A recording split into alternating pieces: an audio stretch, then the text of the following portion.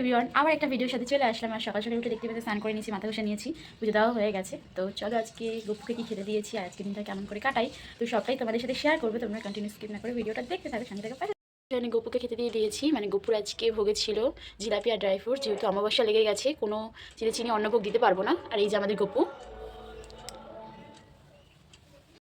তো সকাল সকাল নিয়ে বসেছি পিঠে। মানে কালকে রাতে মা বানিয়েছিল আর পাটিসাপটাও বানিয়েছিল। তো আর এই রোদে বসে পিঠে খাওয়ার মজাটাই আলাদা। আর বাইরে চলছে ঠাকুরের গান, মানে যেহেতু আজকে অমাবস্যা, কালী পুজো হচ্ছে পাশেই বাড়ি। তো এখানে চলো আমি খেয়ে নিই পাটিসাপটা আর কুলি পিঠেটা। তো এখন রেডি হয়ে গেছি, মাসিমানির বাড়ি যাবো।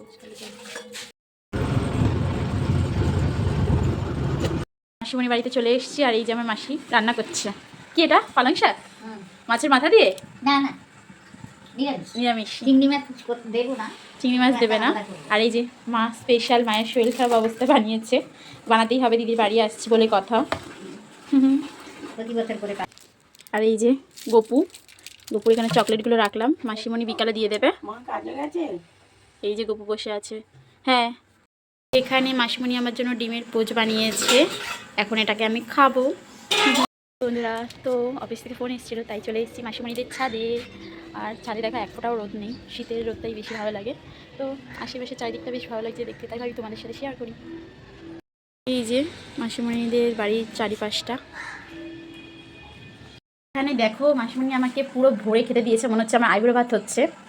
আর প্রথমে ছিল এখানে ভাত, পুঁটি মাছ ভাজা, পালং শাক দিয়ে, অনেক কিছু দিয়ে, সবজি দিয়ে চচ্চড়ি, আলু ভাজা রয়েছে, বেগুন ভাজা রয়েছে, আর ডিম কারি। আর এখানে আমার ফেভারিট চিংড়ি মাছ। দেখো দেখো, তার মধ্যে থেকে আমি একটা দুটো খেয়েও নিয়েছি। হ্যালো, খেয়ে নিই। খাওয়া হয়ে গেছে। আর এখানে দেখো মাসি আমাকে কদবেল মেখে দিয়েছে, যেটা আমার মা সুন্দরবন থেকে নিয়ে এসেছিল 2 মাস আগে, ডিবে রেখে দিয়েছিল গোটা। সেটা কিভাবে ভালো থাকতে পারে সত্যি না মানে না দেখলে না রাখলে বোঝা যায় না আর কি। মা সেটাই পাঠিয়েছিল, আমি ভেবেছিলাম নষ্ট হয়ে গেছে হয়তো, কিন্তু না, এখানে দেখো মেখেছে একদম টকটকে কালো বেশ। চলো খেয়ে নিই। বড় প্যাকেজিংয়ে কী আছে ওটাতেই পাচ্ছি না, পাকাতে লেগে যাচ্ছে। দেখা যাক এর মধ্যে কি আছে। এ বাবা, দেখে মনে হচ্ছে তো সামনে সরস্বতী পুজো, বিনা নাকি রে? খুলেই যাচ্ছে, আর খোলা শেষ হচ্ছে না। এবার মনে হচ্ছে বার হবে। প্যাকেজিং খুলতে খুলতে এক গ্লাস বেরিয়ে এলো, বড় একটা হোম থিয়েটার, শেষ আর হচ্ছিল না।